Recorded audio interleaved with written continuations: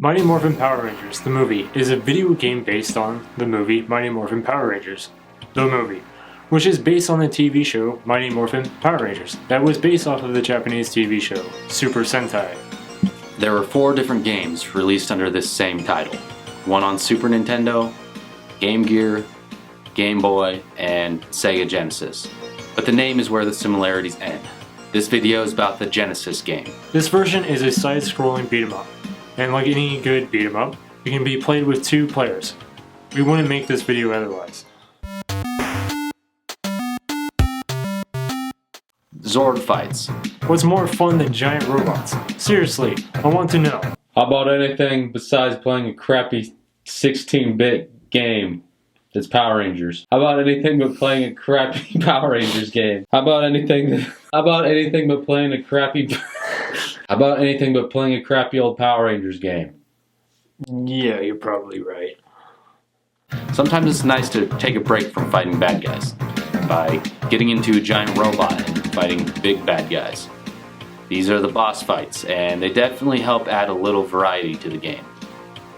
Music isn't that bad, and most of it was directly taken from the series. Just listen.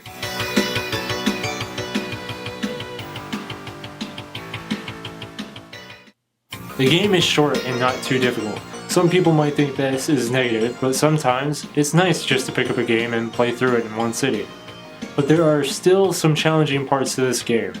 You can beat all of the different Power Rangers. Most of them have very similar moves, but they have a unique special and charge move. Some of the characters have a long distance charge move. Those are the ones that you want to play as. Due to many enemies hiding off screen, this definitely helps. The controls are solid and easy to pick up and understand, but I guess that's not too unusual for beat 'em ups. This game has some faults that definitely keep it from being a great game. There's a goddamn time limit that only gives you 60 seconds for every enemy encounter, which doesn't sound too bad, but can be very frustrating when you have to kill 30 enemies in that time. If you don't eliminate every enemy in that time period, you then start losing life for every second. There are certain levels where they don't tell you where to go, and sometimes you end up just fighting endless waves of enemies, before realizing you were supposed to punch some stupid boulder to get through a passageway. When playing on 2-player, there isn't any friendly fire, which is a positive. However, if you throw an enemy or item, you can hurt your teammate that way. Which is frustrating, seeing as all it takes to throw something is to just walk forward. This happens far more often than it should. The plot is kind of confusing. According to our Power Rangers expert, the game mixes up what happens between Season 2 and the movie. I mean, it's already based off of Power Rangers, so terrible plot is already kind of a given. There's no enemy diversity. There are pretty much 2 different enemies in the whole game. The equivalent of Play-Doh and GAC. 90s kids should get those references. As just mentioned, there isn't a lot of diversity in levels or enemies, so the game gets a little repetitive.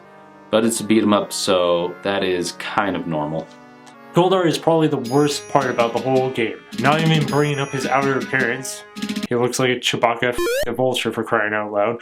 He's one of the most annoying bosses in any game. He constantly flies and goes off screen, making it almost impossible to hit him. This is when long distance attacks come in handy. They don't always work though, so you'll still have to time things right. If this isn't bad enough, you have to fight him 3 times towards the end of the game. And seriously, the one black guy is the only one to have a gun? And now we're going to talk about a few things that aren't exactly good, but aren't really bad either. These things are just stupid.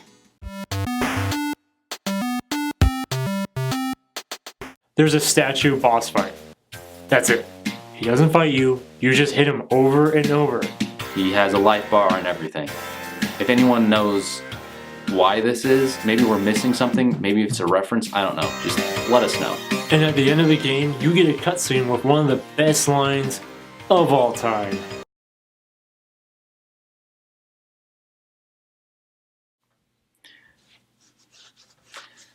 Yeah, that's something.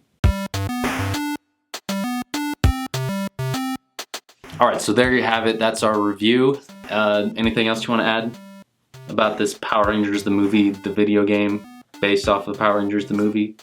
based off. It's definitely a movie game. I mean, there's been very few good movie games that actually come out, but I would probably say it's probably a step above most of them, considering. Oh yeah. There's a lot of terrible movie games, and this one's not terrible. It's not great. Alright, so what would you rate this game? I would normally give it a 2.5, but get that Booger Man ups it to a 3.